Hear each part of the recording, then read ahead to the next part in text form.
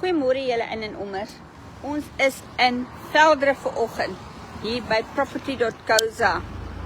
Nou julle, vandag gebeur hier iets groots. Hierdie is waarom ons nog geloof het in mekaar en geloof in ons gemeenskap, omdat ons goed doen vir mense wat nie kan bekostig wat ons kan bekostig nie. Nou Marie het hulle het 'n skenking gekry van 'n groot firma wat stationery for pencils for smiles afgegee het hier by hulle kantore, en hier kom vandag van hulle mense wat bietjie met ons kom gesels oor hoekom hulle doen wat hulle doen en waar die stationery heen dan gaan.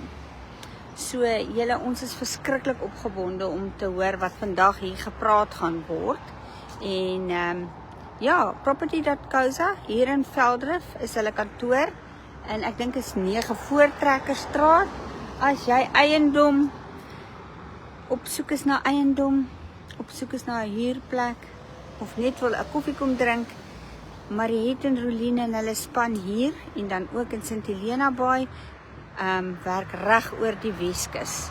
Sien julle daar die klomp verpakkings en bokse en goed wat hier staan? Dis alles stationery wat al reeds afgelewer is hierso.